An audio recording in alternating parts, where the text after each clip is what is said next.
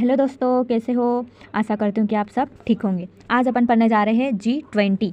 क्या है G20? तो G20 सबसे पहले क्या पढ़ेंगे। G20 में सबसे पहले स्थापना पढ़ेंगे उसकी, फिर उसकी पृष्ठभूमि, संरचना और उद्देश्य, कार्यप्रणाली और प्रमुख शिखर सम्मेलन, भारत और G20 का क्या संबंध है, और मध्य प्रदेश और G20 पढ़ेंगे। ठीक है, आगे G20। तो G20 का फुल नेम क्या है? तो इसका है ग्रुप ऑफ 20। क्या है G20 का फुल नेम? Group of 20।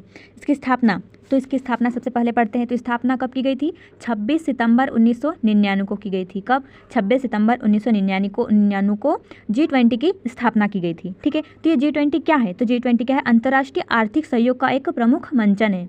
अंतर्राष्ट्रीय आर्थिक सहयोग का एक प्रमुख मंचन है। ठीक है, अब आगे, अब इसकी पृष्ठभूमि पढ़ते हैं। तो पृष्ठभूमि में क्या कहा गया है? 1997 में क्या था? 1997 में पूर्वी एशियाई देशों में, जो एशिया के देश है, जो पूर्व में एशिया के देश है, उनमें आर्थिक संकट उत्पन्न हुआ था। क्या? 1997 में जो पूर्वी एशियाई देशों में आर्थिक संकट उत्पन्न हुआ था, जिसका कारण था मुद्रा का अवमूल्यन। क्या था उसका कारण? मुद्रा का अवमूल्यन था। ये मुद्रा का अवमूल्यन कौन कौन से देशों के द्वारा किया गया था? तो थाईलैंड है, इंडोनेशिया और दक्षिण कोरिया के द्वारा, इन देशों के द्वारा मुद्रा का अवमूल्यन किया गया था। तो मुद्रा का अवमूल्यन, तो मुद्रा का अवमूल्यन है क्या? तो ठीक है, तो मुद्रा का अवमूल्यन, तो मुद्रा, जब कोई देश, क्या है? जब कोई देश अपनी मुद्रा का मूल्य, जब कोई देश है, क्या है? जब कोई देश अपनी मुद्रा का जो मूल्य है वो अन्य किसी देश की मुद्रा के मूल्य के सापेक्ष कम कर ले। ठीक है, क्या है? जो कोई देश है वो अन्य देश की तुलना में उसकी मुद्रा का मूल्य कम कर लेता, उसे कहा जाता है मुद्रा का अवमूल्यन। तो भारत में 3 बार मुद्रा का अवमूल्यन किया गया है। कब कब? तो एक 1949 को, 1966 को और 1991 को। भारत में 3 बार मुद्रा का अवमूल्यन किया गया था, 1949 को, 1966 को और 1991 को। ठीक है, तो मुद्रा का अवमूल्यन किस कारण, इसका उद्देश्य क्या है? जिसका उद्देश्य आयात में कमी करना है और निर्यात को बढ़ावा देना है। ठीक है, जो खरीदी है वो कम करना है और बेचना ज़्यादा है, तो आयात में कमी और निर्यात को बढ़ावा देना है। मुद्रा का अवमूल्यन विदेश व्यापार के संदर्भ में देखा जाता है। ठीक है, क्या है? मुद्रा का जो अवमूल्यन है वो विदेश व्यापार के संदर्भ में देखा जाता है।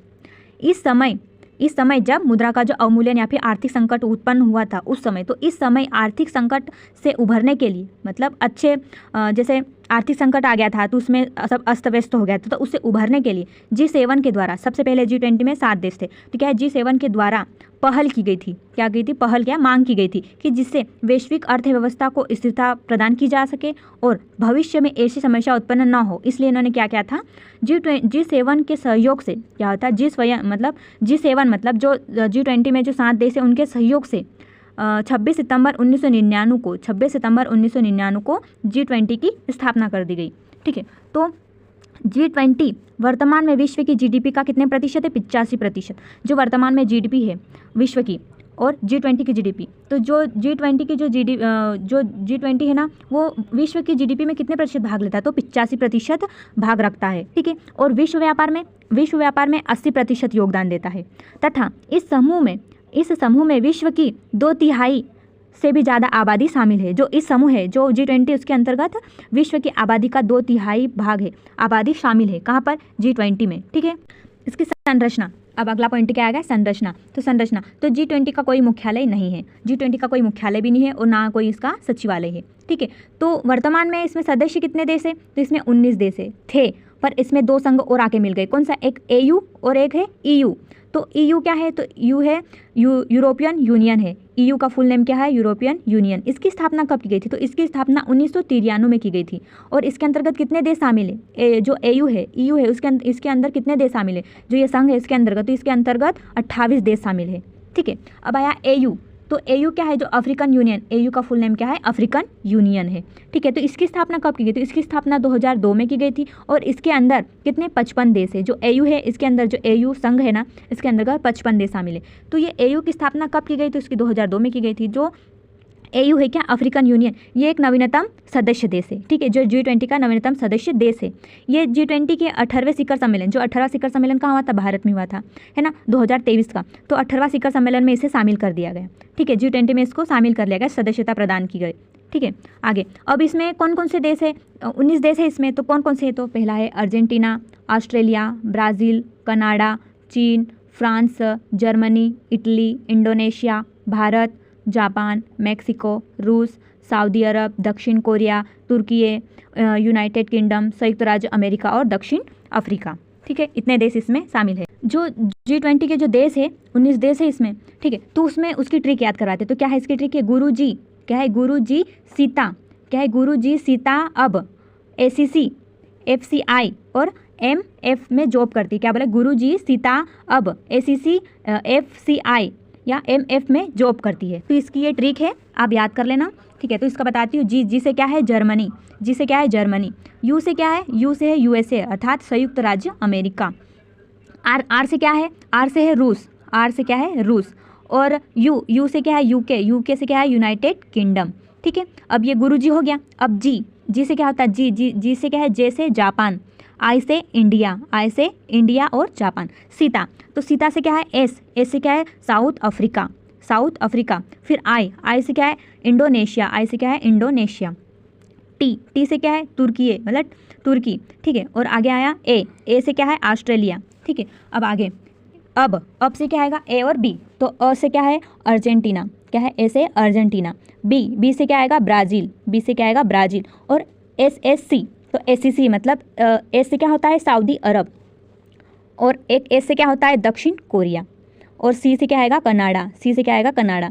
और FCI, तो FCI का क्या होता है? एफ से क्या आएगा? फ्रांस। सी से क्या आएगा? चीन। आई से क्या आएगा? इटली। अब MF, तो M से क्या आएगा? मैक्सिको। और F से क्या आएगा?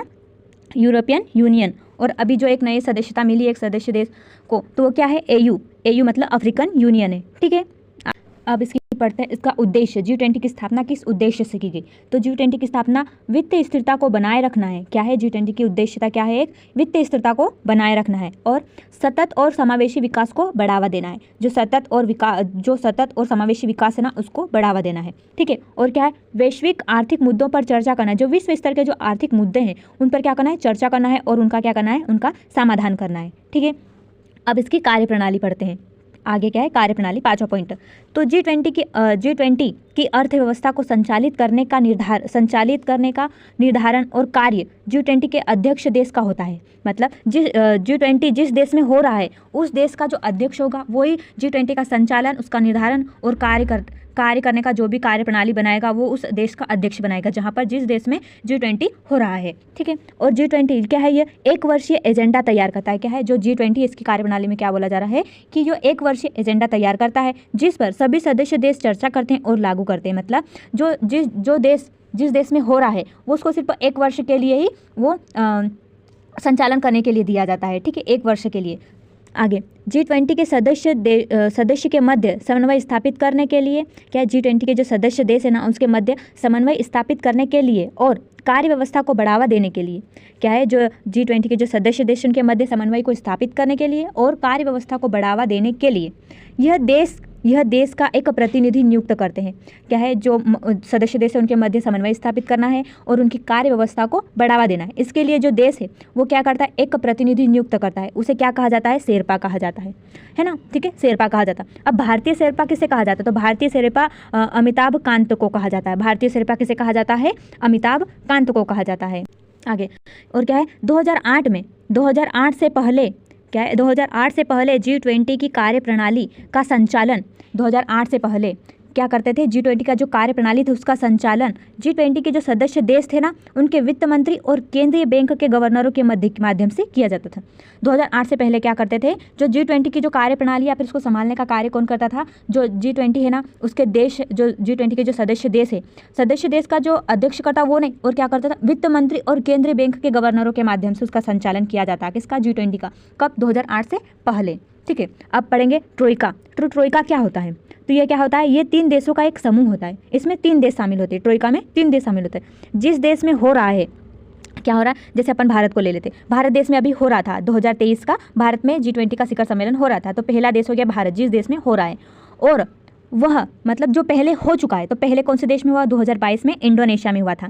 ठीक है, 2023 में भारत देश में हुआ था जो एक देश शामिल हो गया। और पहले कौन से देश में हुआ था इससे पहले? तो इंडोनेशिया में 2022 में हुआ था। और अगला कौन से देश में होने वाला है? तो ब्राज़ील में 2024 का शिखर सम्मेलन होने वाला है G20 का। तो इसमें ये 3 देश शामिल होते हैं। 3 देश भी ऐसे नहीं जिनको मतलब जो पहले हो चुका है और अभी जो वर्तमान में हो रहा है और जिस देश में अभी होने वाला है, वो 3 देशों को शामिल करके ट्रोइका बनता है। ठीक है, अब ये आगे है जो छठा पॉइंट है शिखर सम्मेलन, तो ये अगले वीडियो में पढ़ेंगे। आज के लिए बस धन्यवाद।